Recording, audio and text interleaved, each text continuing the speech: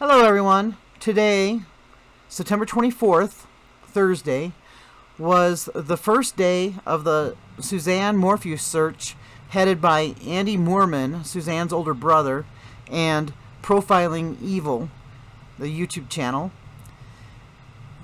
The search began with everyone meeting in Ponca Springs at the Visitor Center at 8 o'clock. And I watched Plunder and checked out a couple Twitters, and Dad with the Phone did some great video footage on his Facebook page, so you should check that out. I'll link it below.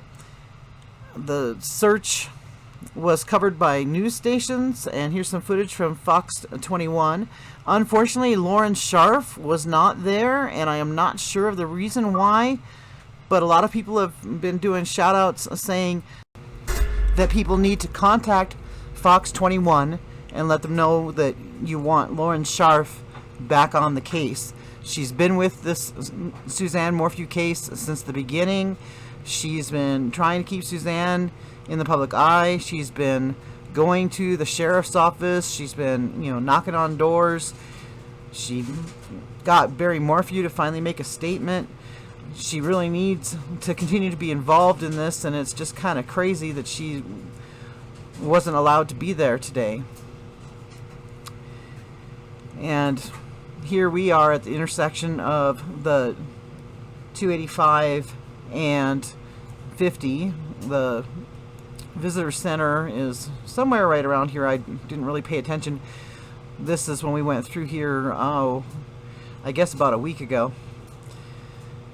We're always snooping around in the Salida area when we have some time off.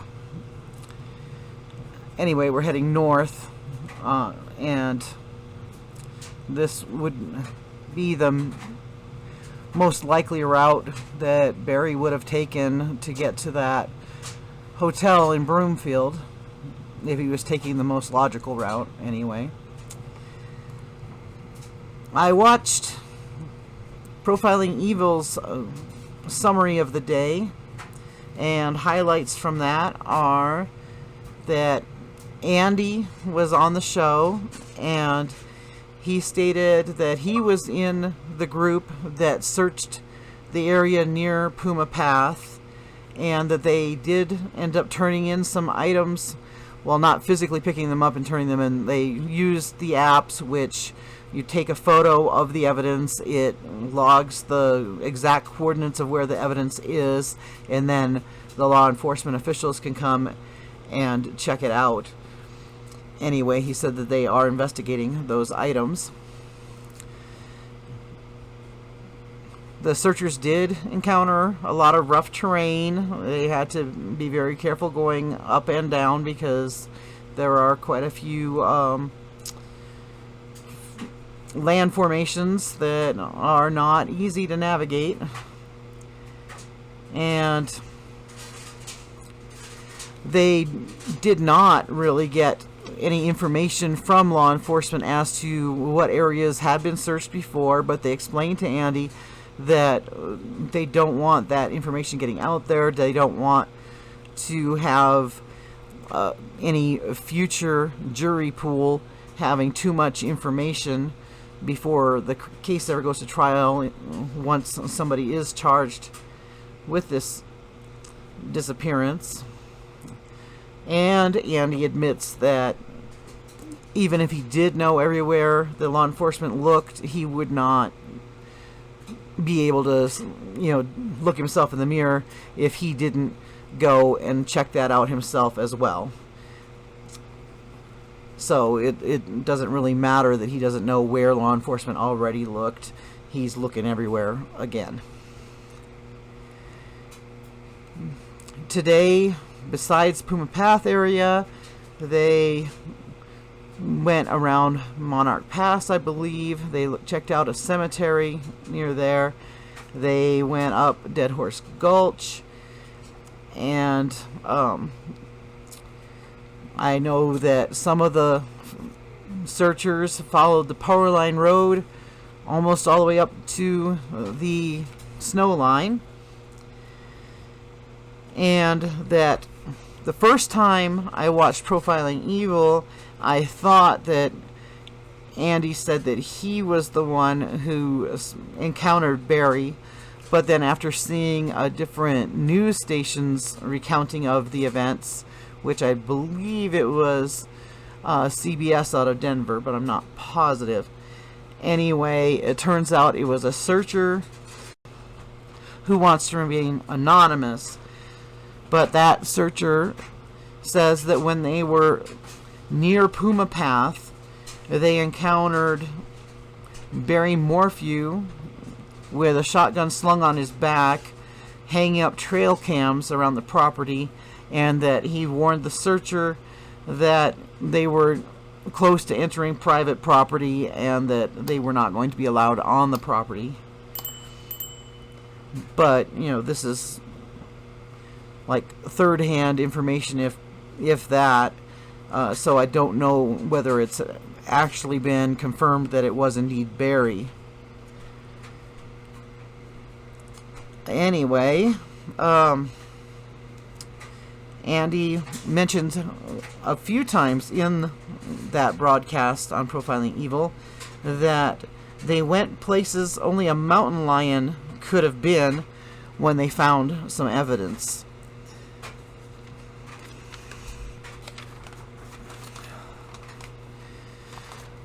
We also learned through a few of these broadcasts that up in Broomfield, all businesses around that Holiday Inn Express were told to give their video to CBI, all their video from May 7th through the 10th. And when talking about the feel of what was going on there in Salida during the search, Andy is very optimistic, especially about tomorrow's search, as he states that there were a lot of nervous people and information had been given to him, and he's acting on that information tomorrow. He also states that there are going to be more dogs and drones being brought in tomorrow, as well as at least 4 horses, so there will be searchers on horseback, and there's a lot of advantage to viewing from up on top of a horse. He says they're also working on getting permissions for private property searches. Dad with the phone's footage, he got some footage of that riverbed again where the work site in question was, and it's some interesting footage, and it appears Dad with the phone is planning on trying to get back there and get some more footage of that area. He also mentioned that he's going to be at the Candlelight Vigil tomorrow, which, well, when you view this, it'll be today, in Salida in the evening. He also mentioned that Tyson Draper will be there, and that they may end up doing a co-broadcast of some sort. We also learned that search and rescue teams were on hand among the searchers, and that they have very significant spots that they're going to search tomorrow, and a particular peak.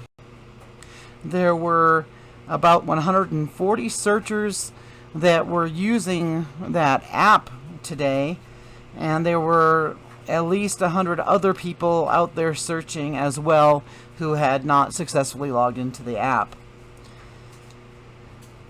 Andy states that it didn't really matter that they weren't allowed onto the Morphew property because he is aware that that was very thoroughly searched by law enforcement, and he does not expect that there's anything on the actual property, but that above the Morphew property, where only a mountain lion could go, is where he found something interesting that has been turned into law enforcement.